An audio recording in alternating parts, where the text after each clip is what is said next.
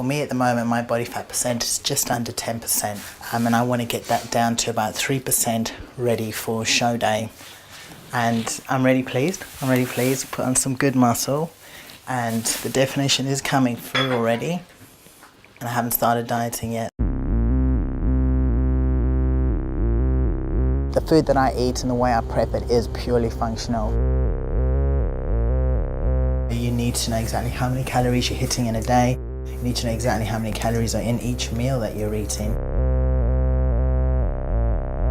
I see my meal times as fuel times.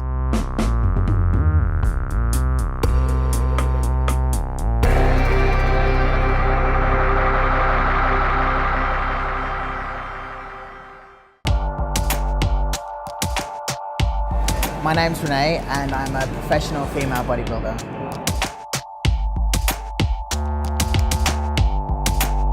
When I'm on stage, the judges will be looking to see that I have a total package.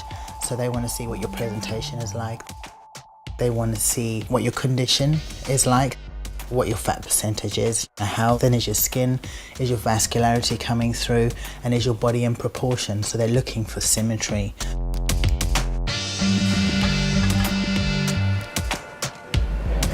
I was 32 when I started bodybuilding. A group of friends and myself went to support somebody that was competing at a show. When the heavyweight woman lined up on stage, instantaneously I knew right then and there that that's what I wanted to do. I went from somebody who was 8 stone, so that's 56 kilos, to someone who's now 89 kilos, to just on 14 stone. In a day I would consume about 4,500 calories. But that will slowly go up in the year according to what gains I want to get. So it could possibly go up to about 5,000 calories a day. This is when I won the amateur world title. Because of this trophy, I then was awarded my pro status, which is a very revered thing in the bodybuilding world.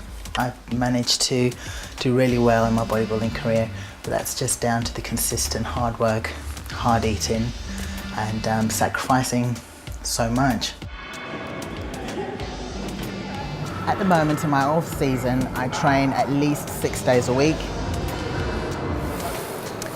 These are my friends, Sam and Will, my training partners. When we're training together, we're not friends, we're friends after training. When we're training, it's very serious, and it's a sort of love-hate relationship. I hear Renee has a nickname. Yes, Captain Campbell. Why does everyone call her that? You just do as she says, mostly. When I do what I call my big cook, it's food that I prep up that will give me enough food for 2 weeks. I'll have 5 cabbages. Cabbage is a really good fibrous carb that you need to keep your system moving and everything flowing smoothly. Could I please have 10 kilos of chicken? Chicken breast. Chicken breast, yes. You want 10 kilos? 10 kilos, yeah. Oh, right. If you do it this way, the food's really clean, it's nutritious, it's exactly what you need in terms for your muscle building, muscle repair, and it's quick and easy. I would go through 5 kilos of rice when I do this big cook. Rice is a very good carbohydrate to have when you're bodybuilding. It's a slow release carb, and it's what we call a clean food. In a week, I'll have 150 eggs. I've got my meals out the freezer and I'm prepping them for the day. Then I'll add fresh eggs to each meal. I use the egg whites because they're a really, really good source of protein, really low in fat. Of course, I don't use the egg yolk because that's where all the cholesterol is and the fat. How long have you been eating like this? I've been eating like this now for 6 years. This is the beginning of my 7th year. It does get boring. But what you do is you see it more as fuel for your body, because I eat every 3 hours. It really does need to be quite plain. You need to get the nutrients that you want for your body, for your muscle growth, get it into the system as quickly and efficiently as possible. To prep enough meals for 2 weeks will pretty much take 4 to 5 hours. But if you think about it in the grand scheme of things, if you had to cook every day, it's going to take you a lot longer. In my typical day, I'd have a breakfast, then 3 of these meals, a protein type meal after training, so that's 5, Then I'll have a sit-down meal at night, which I'll prepare separately so it's more exciting. And then a protein meal just before bed.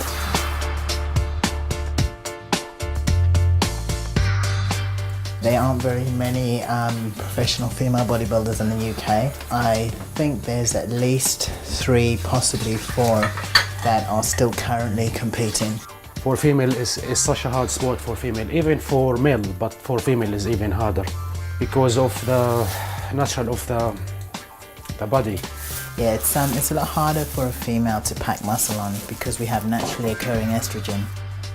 So you've got to work even harder than most guys. A diet and training comes first before anything else.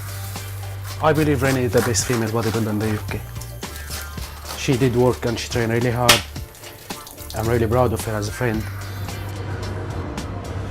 My personal experience is that it has been really difficult to get to the top. You have to be prepared to sacrifice a lot. I've sacrificed going away on holiday with family. I've sacrificed celebrating my birthday. I mean, there's been years and years in a row where I've not spent time with family over festive holidays for the very reason that I'm dieting for a show. Not being in a relationship, that's been a big sacrifice because I need to be, in a way, quite greedy with my time, quite selfish, and I need to dedicate any time that I do have to the sport.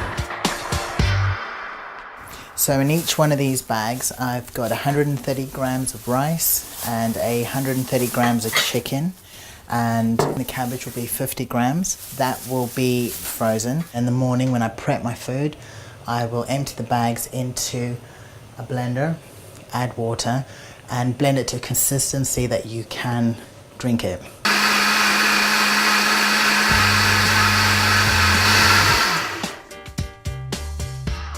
It tastes like chicken soup gone a bit wrong.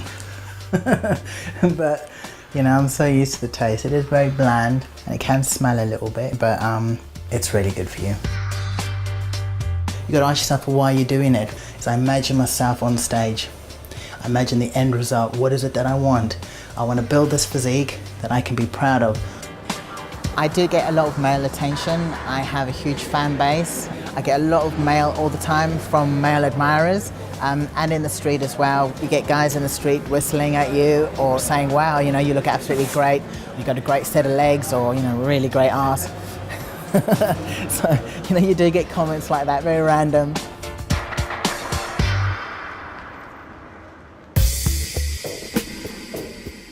I absolutely love coming to a supplement store. It's like a candy shop to me.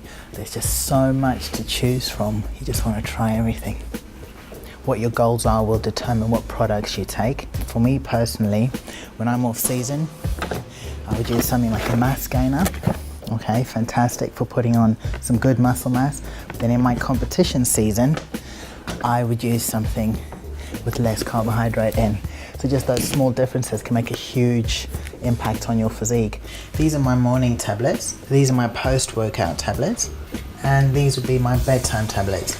That is a lot of tablets every day, but all of these play a specific role and they're taken at very specific times. You put your body through a lot of stress when you train at the level that I'm training at. So these are just going to ensure that you're keeping yourself as healthy as you possibly can. Talking about the use of steroids in the sport of bodybuilding can be quite a tricky subject. It's something that you'll find most athletes won't discuss too much in much detail. I think everyone knows that this sort of thing does go on in the sport, but not just the sport of bodybuilding, it's every sport. You hear of Tour de France cyclists, you hear of sprint runners, track runners, this all does go on. Are you allowed to do steroids to like a certain extent? The federations would like to say that we don't.